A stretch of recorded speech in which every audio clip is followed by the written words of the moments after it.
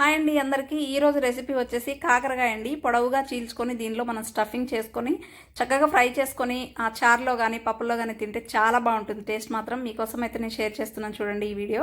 ఇది మీరు చూసారు కదా, ఈ కాకరకాయలన్నీ కూడా నేను పీల్ చేసి మొత్తం పైనంతా తొక్క తీసి పెట్టుకొని మధ్యలో కట్ చేసుకొని ఆ మధ్యలో ఉన్న స్టఫ్ అంతా తీసేసానండి. ఇలా దూరగా అయితే ఫ్రై చేసుకొని పక్కకు పెట్టండి. గ్రేవీ కోసం పల్లీలు ఎండు నువ్వులు కూడా యాడ్ చేసేసేయండి. ఆయిల్లో ఫ్రై చేసి పక్కకు పెట్టేశాను. దీంట్లో మనకు ఎండు కొబ్బరి అండి ఒక 1 స్పూన్ అయితే వేసాను. టర్మరిక్ అండ్ సాల్ట్ కారం కూడా వేసేసాను. అండ్ వెల్లుల్లి నేను ఒక 10 వరకు అయితే తీసుకున్నానండి పెద్దవి. దీనంతా మిక్సర్ జార్లో మిక్స్ చేసేసుకోండి. ఇలా పొడి అయితే తయారవుతుంది. ఇప్పుడంతా కూడా ఈ చక్కగా ఈ కాకరకాయల్లో స్టఫ్ చేసేసి ఆయిల్లో ఫ్రై చేసుకొని మీరు చక్కగా కర్రీస్లో కానీ లేదంటే చారులో తింటే చాలా బాగుంటుందండి. మీరు రైస్లో తినడం కంటే ఇలా సైడ్ డిష్గా అయితే చాలా బాగుంటుంది. తప్పకుండా మీరు ట్రై చేయండి. చేదు అస్సలే ఉండదండి. లోపల వేసిన స్టఫింగ్ చాలా టేస్టీగా అయితే ఉంది. ఒక్కసారి ట్రై చేయండి. నచ్చితే లైక్ చేయండి. డూ సబ్స్క్రైబ్ మరి.